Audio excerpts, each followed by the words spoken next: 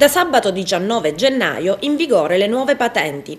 Quelli che ce l'hanno già in tasca possono stare tranquilli, per loro non cambia nulla, ma tutti gli altri a partire da sabato si troveranno a fare i conti con una nuova normativa che di fatto ridisegna radicalmente le regole.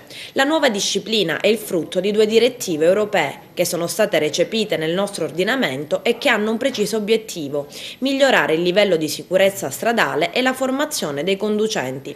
Le categorie di patenti passano così da 9 a 15, con l'introduzione di sottocategorie che consentono di guidare solo una parte dei veicoli inseriti nella categoria principale.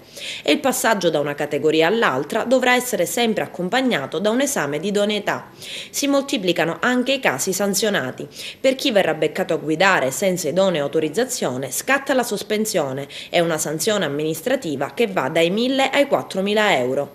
La principale novità riguarda però i minorenni, introdotta per loro una nuova categoria, la AM, per motorini e minicar, che va a rimpiazzare il certificato di idoneità guida ciclomotore, il cosiddetto patentino. La AM potrà, come il patentino, essere presa a 14 anni, per la guida all'estero occorrono 16 anni, ma a differenza di prima, per ottenerla bisognerà sostenere un esame identico a quello per la patente A. E soprattutto anche ai possessori di patente AM verranno tolti i punti se commettono infrazioni che lo prevedono.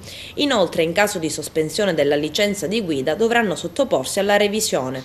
L'altra differenza rispetto al passato è che a partire da sabato i corsi per la preparazione alla prova teorica per il conseguimento dell'ex patentino non saranno più impartiti dalle scuole. Chi vuole la patente AM dunque o si presenterà da privatista o dovrà seguire un corso presso le autoscuole. La 1, quella per le moto 125, si può prendere a 16 anni, mentre la nuova A2 a 18 e consente di guidare moto fino a 35 kW. Per avere la A, così come oggi guida di tutte le moto senza limitazioni, bisognerà avere 20 anni, ma solo se si ha la A2 da almeno 2 anni, altrimenti bisognerà attendere i 24.